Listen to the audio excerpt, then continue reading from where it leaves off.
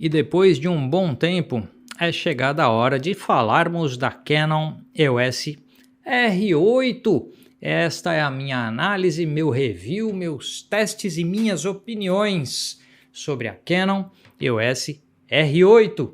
Esta câmera aqui com esta lente, que é a lente do kit dela, a RF24-105 IS STM, f4.5 a 6.3 IS STM, foram emprestadas pela Canon do Brasil. Então, muito obrigado aos meus amigos da Canon do Brasil pelo empréstimo da R8 com essa lente. Esse equipamento passou aqui, está passando uma semana por aqui. A gente já inclusive gravou vídeo aqui no canal. Eu vou pôr aqueles cardzinhos dos vídeos aqui no canal que a gente gravou com ela. Foram gravados no 4K no modo IPB Lite, o IPB mais leve, que é o modo mais, digamos assim, amigável, né? Porque gera arquivos menores, mais leves na edição e ainda assim retendo uma qualidade de imagem muito boa, que é como eu estou gravando na R7 agora. E agradeço ao pessoal da Canon Brasil pelo empréstimo da R8. Eu vou tentar que esse vídeo não fique com 1 hora de duração, apesar das 2 páginas de roteiro. Porque quando eu disse que ia fazer o review da EOS R8, eu pus um post na comunidade aqui do canal e falei pro pessoal, vocês aí, que dúvidas vocês têm? E vocês atolaram de perguntas e comentários lá. E assim, o que foi bom, porque gerou os tópicos deste roteiro deste vídeo aqui. Se você é nova ou novo por aqui, seja bem-vindo, seja bem-vinda. Eu sou Armando Vernalha Júnior, fotógrafo, cinegrafista, professor, youtuber, músico, tomador de café, entre outros líquidos, e hoje testador de EOS R8. Falando em outros líquidos, o que tem aqui é água. Vamos lá, porque é bom hidratar a garganta para tudo que tem que falar, tem muita coisa para dizer, então não vamos demorar. Leve em consideração comprar os meus cursos online. E se você gostar bastante desse vídeo, se esse vídeo aqui ajudar você a decidir por comprar uma R8 ou por não comprar uma R8, manda um Pix para cá como uma forma de apoio a este canal e agradecimento por eu ter feito esse favor de ajudar na sua decisão. Vai que o conteúdo aqui do vídeo resolve esse problemão para você que está em dúvida agora. E curte o vídeo, né? Logo no começo agora, para não esquecer depois. Curte aí, vai. Pega esse seu dedão aí e curte o vídeo. É de graça, hein? Pelo menos por enquanto, né? Vai saber se o YouTube vai manter curtir de graça pro resto da vida. Se cobrar também ninguém mais curte, né? Vamos lá, gente. O que é a Canon EOS R8? É a full frame de entrada. E sempre que se fala full frame de entrada, cria uma dúvida de partida. Tô gravando aqui o som, tô gravando.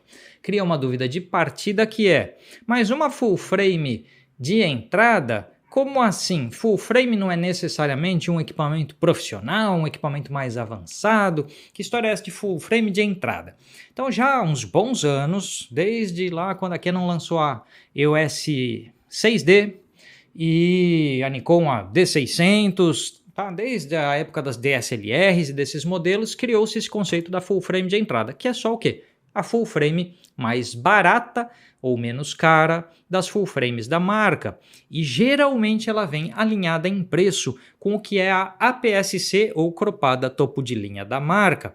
No caso da Canon, a EOS R7 que a gente está usando para gravar o vídeo, que tem preço muito similar com a R8.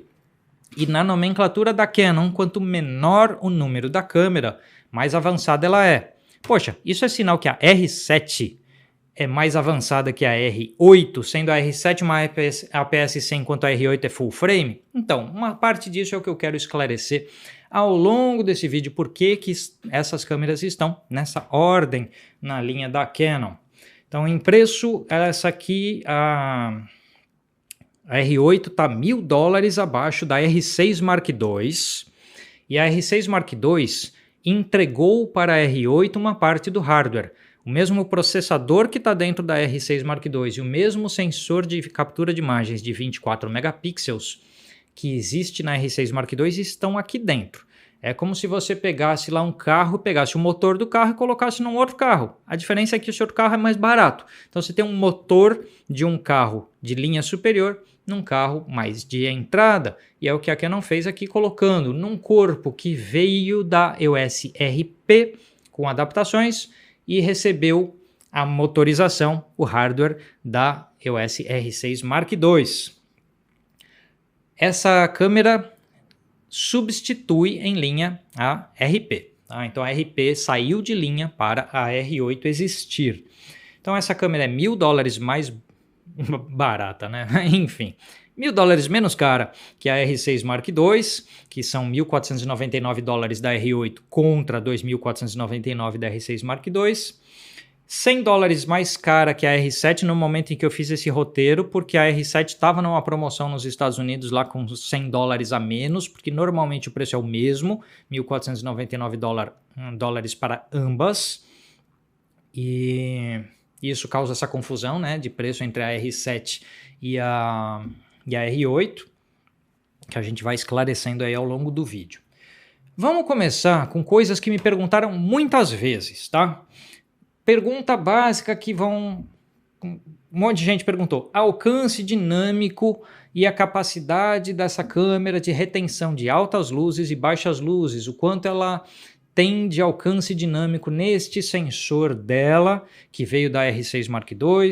Então dá para recuperar sombra? Não dá. Dá para salvar bastante as altas luzes? Não dá. E assim por diante. Vocês estão vendo aí uma foto que eu fiz de um museu aqui em São Paulo, que fica lá dentro do Horto Florestal. Não fica mais contra a luz que isso, né, gente? Tem um sol no enquadramento de frente para a câmera e, obviamente, a fachada para onde eu estou apontando está na sombra. Então a gente clica aqui no automático do Adobe Camera Raw e pronto, a gente levantou as sombras e rebaixou as altas luzes de uma situação de grande contraste e ficou tudo em ordem. Se a gente der zoom aqui, a gente percebe uma certa existência de ruído de imagem nas sombras, que é perfeitamente compatível com o tanto de levantamento de sombras que aconteceu. Tá? Então, não vejo absolutamente nenhum ponto onde esse alcance dinâmico seria ruim, não é nem médio, tá? É excelente. Então, nota de alcance dinâmico da R8. Dá para chamar de excelente. E detalhe, tá? Esse arquivo que vocês viram foi usando o C-RAW da Canon, o C-RAW, que é a versão compactada do RAW. Se você no seu dia a dia fotográfico usa muita recuperação de sombras, se você gosta de subexpor uma foto e recuperar na pós, você usa o RAW e não o C-RAW, porque o RAW guarda um pouquinho mais de dados ainda e gera um resultado um pouquinho melhor desse tipo de recuperação. Para todas as outras pessoas do mundo que fazem uma fotometria mais exata e não tão subexposta, que tentam ser o mais concisos possíveis, o mais assertivos que conseguem na sua fotometria para ter as altas luzes e as baixas luzes num registro o mais razoável possível na hora do clique, você não precisa recuperar tanta sombra assim, e aí você pode usar o C-RAW normalmente.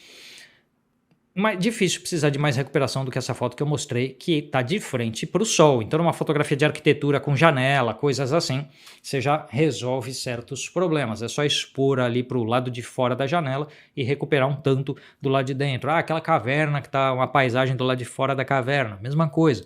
Então, eu diria que excelente recuperação de sombras desse sensor. Vamos falar um pouquinho de ruído de imagem, porque muita gente vai perguntar disso aí também. Vocês estão vendo uma foto que eu fiz numa exposição ali na Pinacoteca, isso aí é na Pina Contemporânea, e vocês estão vendo uma foto com ISO 6400.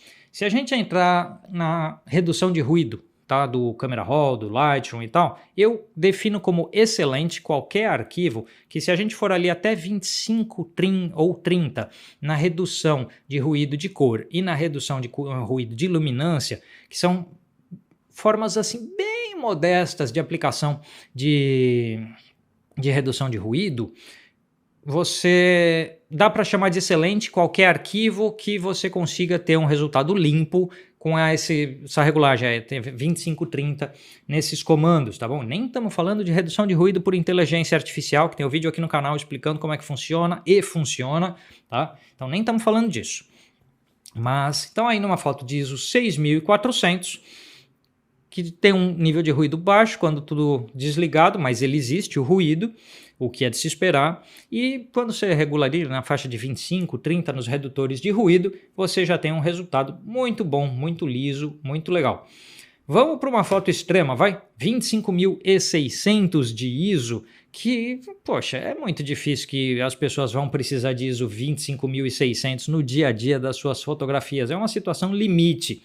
Então, lógico que com redução de ruído desligada, tem ruído, tá se vendo ruído aí, mas indo com os sliders, aí os comandos, né, de redução de ruído de luminância e redução de ruído de cor, até a faixa de 30, já reduz legal, fica só uma pequena textura na imagem. A minha conclusão é que, se eu consigo ter um arquivo usável em ISO 25.600, a nota que eu dou para R8 em termos de ruído de imagem é excelente. É difícil ficar melhor que isso, tá?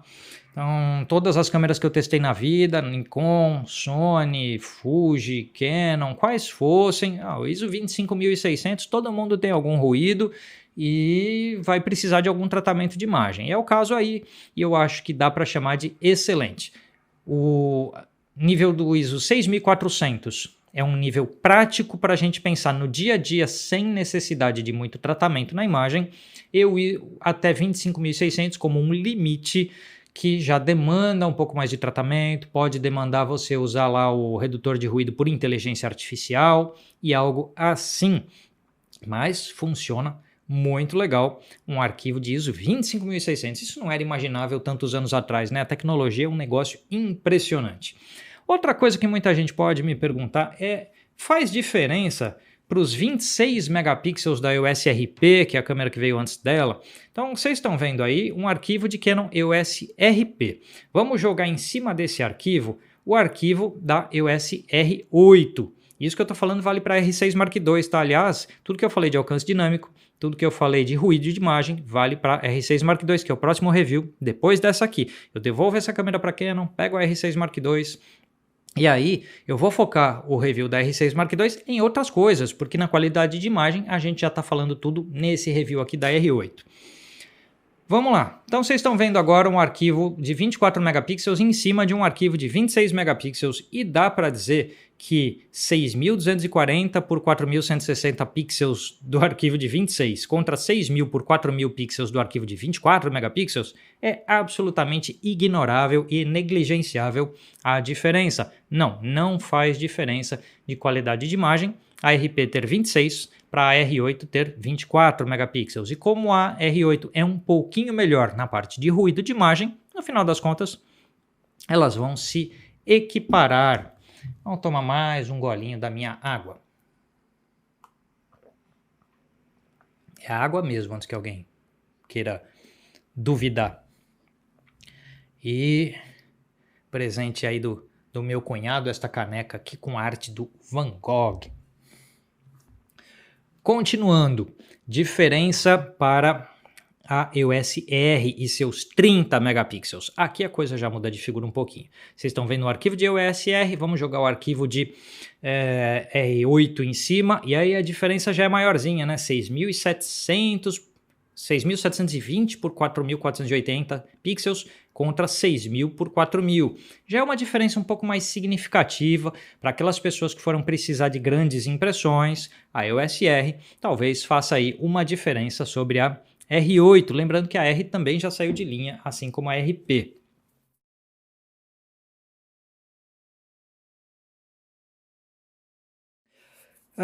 Outras coisas que as pessoas vão perguntar, a gente está com 15 minutos de material bruto, legal, o review está andando numa velocidade boa e eu estou tentando enfiar o máximo de informação dentro dele no menor tempo que for possível. Curte aí, pega o seu dedão e curte o vídeo, porque esse vídeo está cheio de respostas para as perguntas mais frequentes de vocês aí. Coisas que também perguntam muito, a bateria está dentro dela? Não, a bateria está no carregador. ela usa a LP-E17. Aqui vai minha maior crítica sobre esta câmera e para a Canon. Canon Brasil, Canon Estados Unidos, Canon Japão, qualquer um da Canon que vier a receber esta mensagem. Pega a LP-E6, que era a bateria aí de 6D, 6D Mark II, e depois de linha 5D e assim por diante. Pega essa bateria. Existia a LP-E6, aí com o tempo lançaram a LP-E6N e com o tempo lançaram a LP-E6NH, que está dentro da R7 que a gente está usando para gravar. Então eles pegaram esse modelo de bateria, esse projeto, e foram melhorando ao longo dos anos. Já a LP-E17 é a mesma bateria desde o dia que ela foi lançada. E evidentemente esta bateria não é a melhor ideia numa câmera super moderna como a R8, como a RP já, tá? Então o que acontece é que assim, se você tem lá uma bateria, põe lá uma bateria e fala, vou gravar vídeo 4K com ela, como eu fiz aqui no canal. Eu gravei 2 vídeos aqui para o canal e a bateria estava acabando. Então com pouco menos de 1 hora de material bruto, eu estava com a bateria acabando, eu não conseguiria começar e gravar um terceiro vídeo no dia que eu peguei esta câmera para fazer gravação. Em Full HD, conforme as regulagens, se não estiver usando autofoco, se o Wi-Fi da câmera estiver desligado, não sei o que tal, vai chegar em 1h30 de gravação? Vai. Talvez um pouco mais, talvez um pouco mais. A R7 com a LP-E6NH, eu já fiz 3 horas de gravação com ela, dentro da mesma bateria. Então o que acontece é que a R6 Mark II e a R7 que usam a LP-E6NH consegue o dobro ou mais que o dobro da autonomia de vídeo do que a R8. E de foto, mesma coisa. Você vai conseguir conforme o seu estilo de fotografia, porque tem gente que fica olhando mais as fotos enquanto clica, tem gente que fica olhando menos, tem gente que usa mais o IS das lentes, tem gente que não usa, tem gente que usa muita focalização automática o tempo inteiro, tem gente que não. Então, conforme o jeito que você usa uma câmera, você vai conseguir qualquer coisa entre 200 e 400 fotos com a R8. E você vai conseguir o dobro, você mesmo. Então você com as suas características, se você consegue 300 fotos com a R8, você vai conseguir 600 com a R7 ou com a R6 Mark II. Se você consegue 400 aqui, você vai conseguir 800 nas que tem outra bateria. Então minha maior crítica a esta câmera é a infeliz escolha de bateria pela LP-E17. Já demorou demais para a Canon lançar a LP-E17N e a NH. Pode ser essa mesma bateria desse tamanho, mas num projeto renovado com maior carga para suportar os usos modernos de uma câmera dessas, que é gravar 4K e assim por diante. Se você vai trabalhar com essa câmera, você vai ter várias baterias no seu bolso. Então pensa com calma, porque para mim, eu usava a RP e num dia de gravação eu tinha que trocar de bateria 2, 3 vezes e ficar recarregando uma enquanto outra estava na câmera e tal. Eu preferi, no meu dia a dia, uma câmera que usasse a LP-E6NH, porque assim eu estou bem mais tranquilo. Eu não gosto de trabalhar com a câmera plugada na energia, porque energia varia demais, oscila demais, então você tem um pico de energia qualquer para queimar sua câmera, não precisa muito, então não gosto de trabalhar com aqueles acessórios que conectam a câmera na energia elétrica. É um gosto meu, é um jeito meu, eu não gosto.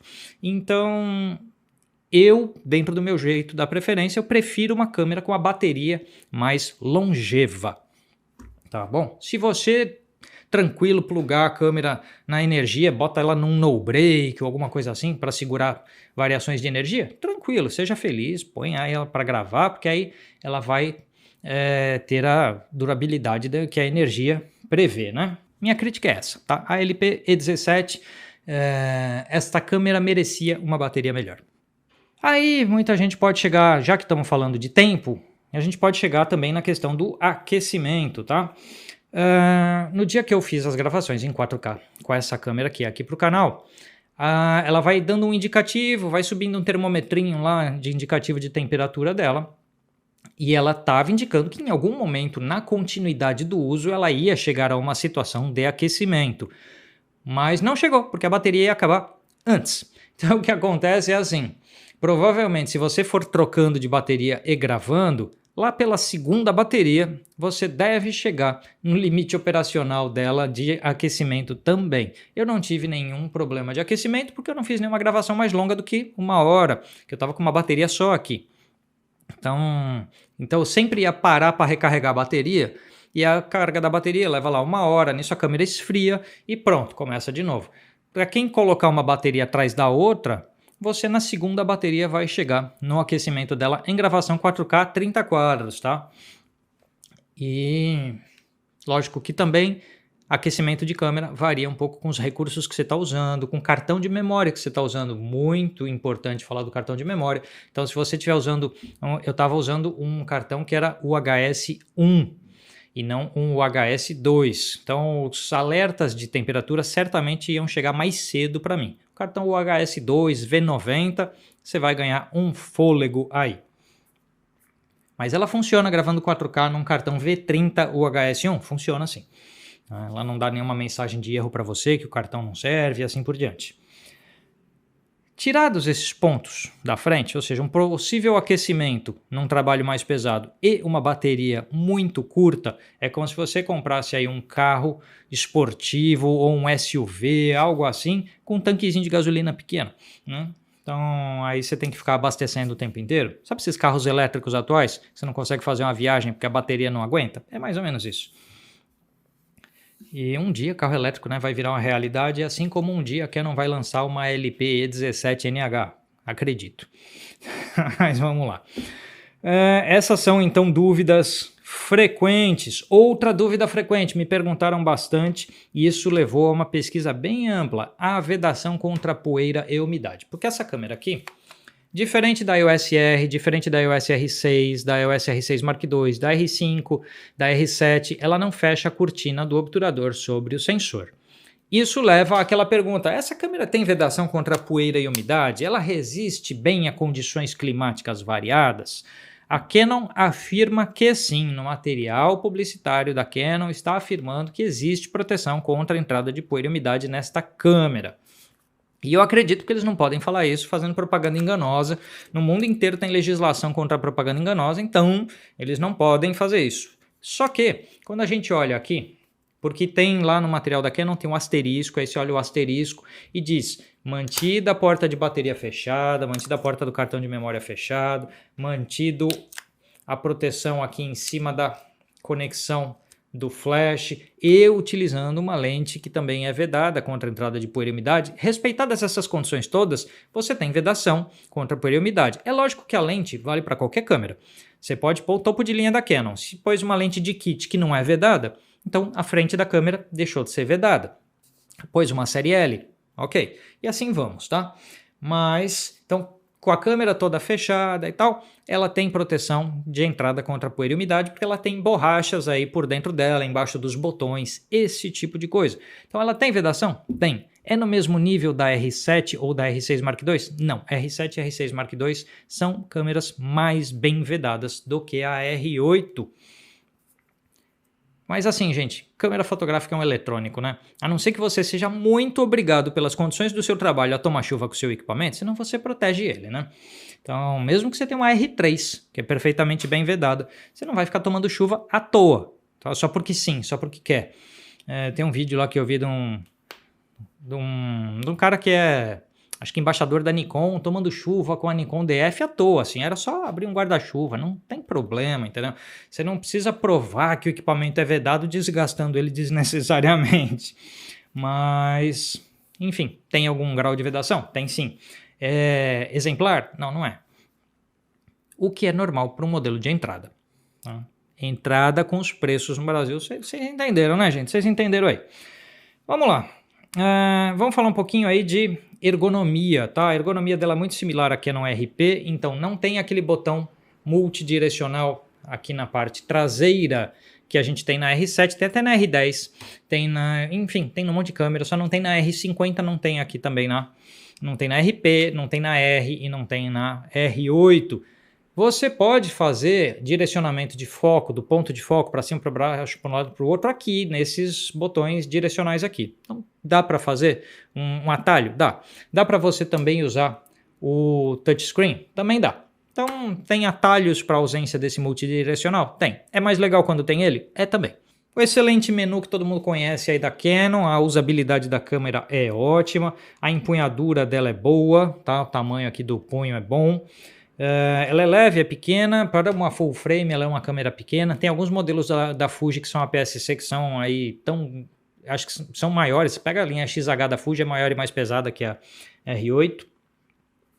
Então, em termos de ergonomia, é uma câmera bem prática, assim, bem leve para viagens. As mudanças que foram feitas em relação à RP não são significativas e o que um profissional mais vai sentir falta é a ausência do multidirecional que tem em outros modelos.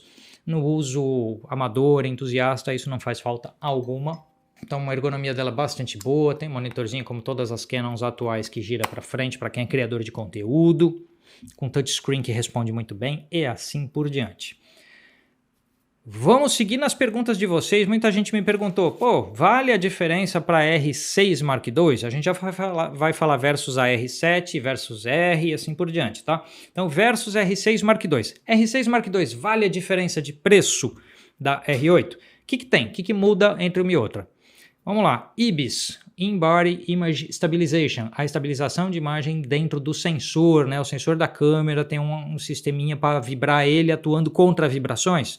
Tem na R6 Mark II? Não, tem na R8, isso aí custa dinheiro. Obturador mecânico, integralmente mecânico na R6 Mark II, que vai até 1/1000 de segundo, contra um obturador que é ou primeira cortina eletrônica ou totalmente eletrônico, que vai até 1/4000 de segundo no eletrônico, no primeira cortina eletrônica, ou até 1/16.000 de segundo no totalmente eletrônico. Então a gente tem uma vantagem de uma forma de obturação a mais na R6 Mark II, que é o totalmente mecânico. Aí muita gente pergunta já daqui desse assunto que é, e flash HSS, Armando? Flash vai funcionar legal? Essa primeira cortina eletrônica, tem gente que confunde isso com ausência de obturador. Essa não é uma câmera sem obturador. Ela tem cortina de obturação, mas apenas a primeira cortina dela é de atuação eletrônica. A segunda cortina, que é a que faz o fechamento, é mecânica. Os impactos de um obturador de primeira cortina eletrônica, pode existir uma ou outra questão de flash em HSS, mas é raro, tá?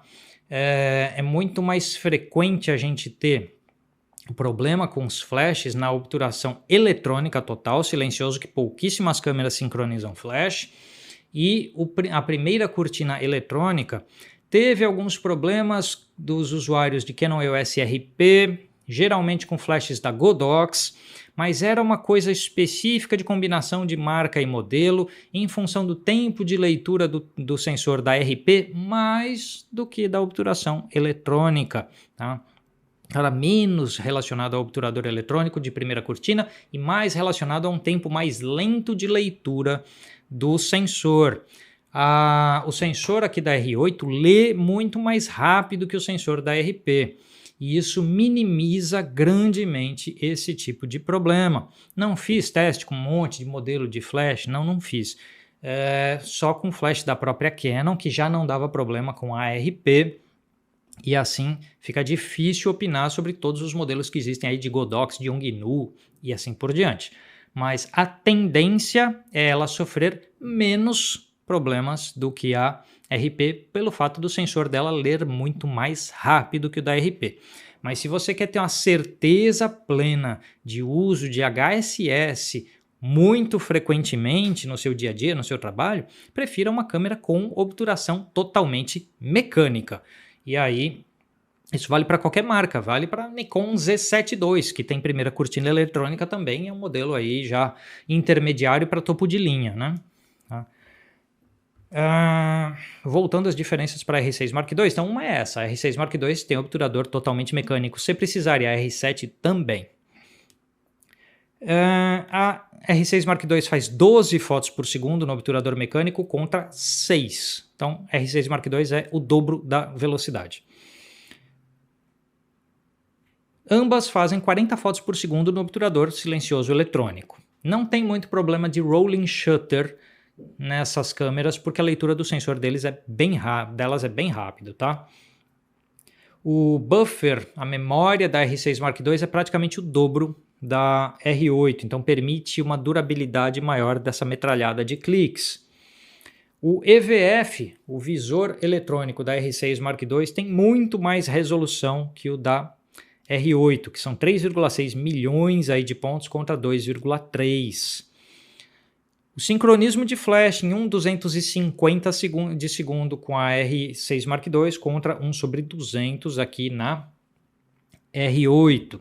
Quando a gente, ao nível de vedação maior na R6 Mark II, os dois slots de cartão UHS-2 na R6 Mark II e a bateria LP-E6NH, e caso eu tenha esquecido alguma coisa, é algum fator menor.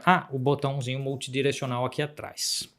Então, se você achar que IBIS, segundo slot de cartão, maior vedação contra poeira e umidade, botãozinho multidirecional na parte de trás, o dobro da velocidade em obturador mecânico e a existência de um obturador totalmente mecânico, se você achar que este conjuntão de coisas vale $1.000, então é porque vale a diferença para a EOS R6 Mark II. No uso amador entusiasta, acho difícil que vá justificar a diferença, mas no uso profissional já é bem mais frequente essa justificativa, na minha opinião. Vamos lá, versus EOS R7, a câmera que a gente está usando para gravar. É praticamente a mesma coisa que eu falei sobre a R6 Mark II, porque a R7 tem botão multidirecional atrás, tem dois slots de cartão UHS-2, é mais bem vedada contra poeira e umidade. Tem obturador totalmente mecânico com sincronismo de flash até 1/320 de segundo, o que elimina muitos usos de HSS. Então, de forma geral, as diferenças que eu apontei entre R6 Mark II e R8 se sustentam entre R7 e R8. Só que a R7 é uma APS-C, o desempenho de ISO dela é mais limitado por este fator. Então, se o seu uso impõe usar com muita frequência ISO acima de 3200, R8 é melhor para você. Se não, R7 talvez seja boa para você. A R7 também usa LP-E6NH. O EVF das duas é a mesma coisa, tá? R7 e R8 usam um EVF pior aí que o da R6 Mark II. Isso explica por que a R7 está acima da R8 em linha. Porque tirando o ISO do sensor full frame contra o sensor APS-C, a R7 então tem multidirecional, maior vedação, segundo slot de cartão, obturador mecânico, sincronismo de flash mais rápido. Tá? O conjunto da obra da R7 é mais completo que o da R8, fecha o obturadorzinho na frente lá do sensor para proteger de poeira e assim por diante. Agora, em ISO, a R7 perde feio, perde rude, perde de levar surra da R8. Você não vai ter um bom desempenho da R7 a ISO 25600 nunca, tá bom? Mas você vai ter isso na R8. Se você não precisa disso, aí de repente a R7 é melhor para você. Vamos falar um pouquinho versus a R. Aí é uma briga de gerações, tá? É muito diferente fazer esse comparativo. A R já saiu de linha. Aí, ó, nenhuma das duas tem IBIS. Nenhuma das duas tem dois slots de cartão. Nenhuma das duas tem um multidirecional aqui atrás. A R tem obturador mecânico até 8 fotos por segundo, mas ela tem um problema de lentidão quando você usa disparo com flash, que ela fica mais lenta. A R8 já é mais modernizada e melhorada nisso. Consegue segurar aquelas 6 fotos por segundo mesmo com flash. A R não tem modos competitivos de vídeo comparado a um modelo mais atual como a R8. Por outro lado, o corpo da R é mais bem vedado, fecha a cortina sobre o sensor e tem a bateria LP-E6N e a LP-E6NH pode ser usada nela. Em termos de ISO, a R8 ganha pelo seu projeto mais moderno, não ganha de longe, mas ganha. Então a R8 traz modernidades na área de vídeo, traz modernidades no sistema de focalização melhor, mais novo, mais bem calibrado. Então a R8 ganha em mais pontos da R. E aí você só tem que ver aquela história do tamanho de arquivo, né? Se os 30 megapixels da R são importantes para você ou não. Estamos chegando no fim, hein? Não esquece de curtir o vídeo. Muita gente perguntou se vale o upgrade da RP. Se você está procurando melhor qualidade de imagem, não, porque você tem quase um empate. Você tem um pouco mais de megapixel na RP, um pouco mais de ISO na R8, no final dá na mesma. Se você está procurando mais recursos de vídeo, sim, vale a pena o upgrade porque tem bastante coisa a mais na R8 que na RP. Se você está procurando uma bateria melhor, esquece, não é o caso, porque é a mesma. Então, conforme as suas necessidades, vale o upgrade ou não. Se você está precisando muito de velocidade de foto, aí olha mais para R6, R6 Mark II, R7, assim por diante. Se a sua necessidade é ao mesmo tempo de ISO de uma full frame e de velocidade, pega a R6 de primeira geração, por exemplo. A R6 de primeira geração já tem lá 2 slots de cartão, é veloz, tem botão multidirecional aqui atrás, corpo super bem vedado, né? Tem tudo aquilo que se pode querer de uma câmera veloz. E tem 20 megapixels, o que é mais do que suficiente para a maioria.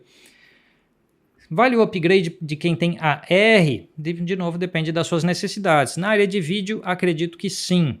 Na área de foto, depende um pouco do seu uso. Eu acho que faz mais sentido para quem tem a R pensar no upgrade para R5 do que pensar no upgrade para R8. E se o caso é de velocidade, vale a pena pensar em R6 ou R6 Mark II. Vamos falar rapidamente dessa lente do kit, tá? Que veio aqui, a 2450. Ponto número 1, eu não gosto de nenhuma lente, de nenhum fabricante, de nenhuma marca que tem esse modelinho de trava no mecanismo de zoom, que você tem a lente recolhida, quando você liga a câmera ela te dá uma mensagem de erro dizendo que você tem que destravar a lente, e aí você tem que forçar o giro do anel de zoom para fazer a destravada. Faz esse barulhinho aqui, ó.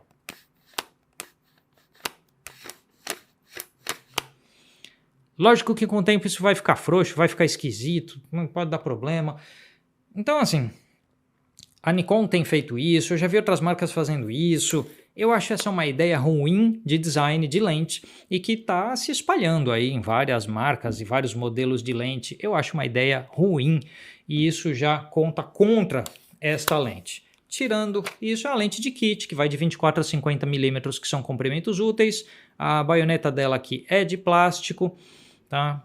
O tamanho dela é pequeno, compacto, ela é super leve, então ela é super confortável para carregar junto com a R8. Então, como uma lente de viagem, de hobby, vai atender muito bem. Para uma lente de uso profissional, aí eu já acho que não é tanto o caso, tanto por causa da abertura dela, 4.5, 6.3, quanto por causa desse mecanismo esquisito que num uso mais pesado talvez um dia dê problema. Então, achei uma lente normal, lente de kit normal. E não gostei da distância mínima de focalização dela. Em umas fotos de produtos que eu fiz de uma lente aí da Voigtlander, eu não conseguia chegar muito perto, nem em 50 milímetros e tal. Achei, enfim, a lente do kit que eu uso na R7, que é 18 a 150 milímetros, é uma lente bem mais interessante. Então, não gostei tanto da lente do kit, mas para quem quer só uma lente leve para levar em viagem, passeio, foto da família, foto de lugares e tal, dá conta, com certeza dá conta. Só não acho que é para trabalho. Então vamos lá, conclusões para a gente fechar esse vídeo, tá? É uma excelente câmera para hobby? Sim.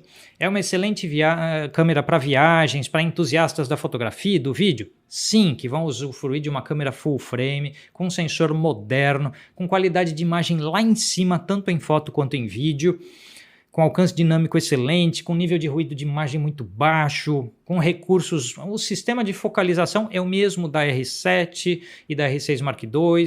Aliás... eu estou atualizando o meu curso de focalização com Canon EOS R7, incluindo uma aula a mais, só com as diferenças para R8. Então o curso passa a ser curso de focalização com R7 e R8, que cobre integralmente as duas câmeras. Então se você tem uma R8 ou vier a comprar uma R8, pode comprar meu curso que vai te atender. Então o sistema de focalização é maravilhoso, então é uma câmera excelente. Se você puder conviver com a bateria de vida curta que ela carrega e com uma ou outra diferença ergonômica e assim por diante. Então, para hobby, para tudo que envolve um dia a dia, para a câmera de backup de um profissional e assim por diante, acho excelente equipamento. Para a câmera de um profissional, que seja a câmera principal de um profissional, vejo na bateria uma limitação que é importante e não pode ser ignorada, e vejo também na questão do obturador mecânico, uma diferença que também não pode ser ignorada para quem usa muito flash, para quem quer uma câmera com um nível de robustez um pouco maior, que fecha lá a cortina do obturador sobre o sensor, e também que tenha uma ergonomiazinha mais completa, lá com botão multidirecional e tal, e que tenha segundo slot de cartão. o profissional tem muita justificativa de pagar a diferença de preço para a R6 Mark II ou de ir numa R7. A minha escolha foi a R7, como eu já comentei com vocês aqui neste canal. Não quer dizer que você não possa fazer seu trabalho com R8. É claro que pode, mas ciente do que seja uma ou outra limitação dela. Num trabalho de estúdio, por exemplo, que essa robustez diferenciada de uma R6 Mark II não vai servir de nada. Num trabalho de estúdio em que faz produtos, arquitetura, esse tipo de uso, que o fato de uma câmera ser mais rápida que outra não muda nada. Tá? Então tem inúmeros usos profissionais onde a R8 vai dar conta. Se você faz trabalhos externos com uma R8, precisa levar mais baterias no bolso. E se você vai se expor ao clima, ao tempo, à chuva, aí talvez R6 Mark II seja mais a sua cara. Então, óbvio que dá para trabalhar com ela, óbvio que dá para ter ela como câmera de hobby, câmera de backup ou câmera principal. É uma tremenda de uma câmera. Eu apenas vejo uma ou outra limitação diante de algum modelo do mercado e aí é você, no seu uso, que vai ter que saber se ela te atende ou não. Eu sei que não tem tudo nesse vídeo, tá? Não deu para fazer testes mais amplos de HSS, não deu para fazer testes mais amplos de todos os modos de vídeo dela, mas o que não deu para fazer aqui, em parte vai ser cumprido com o review da R6 Mark II, porque como elas usam hardware igual, tá? Tem muita coisa que se aplica. Eu procurei me concentrar naquilo que são os usos mais frequentes do amador, do entusiasta, que é mais o público de destino da R8, e também os profissionais que podem utilizar as capacidades dela. E o vídeo já tem 40 minutos, né? Já acho que respondi um monte de dúvidas, aí 2 páginas de pergunta aqui no review. Espero que você tenha gostado, manda aí um curtir. Se tem alguma dúvida, joga nos comentários. Se esse vídeo te ajudou a decidir alguma coisa, manda um pix para cá ou junte-se ao Apoia-se. Pode também juntar-se aí ao Seja Membro aqui do YouTube e lembre-se de dar uma olhada nos meus cursos. Gostou lá de algum dos meus cursos? Tenho vários. Compra um curso, porque com qualquer câmera que você venha a usar, um curso melhora a sua fotografia. E o curso de focalização com R7 vale para R8 a partir de agora. Tá bom, gente? A gente se vê no próximo vídeo. Até mais!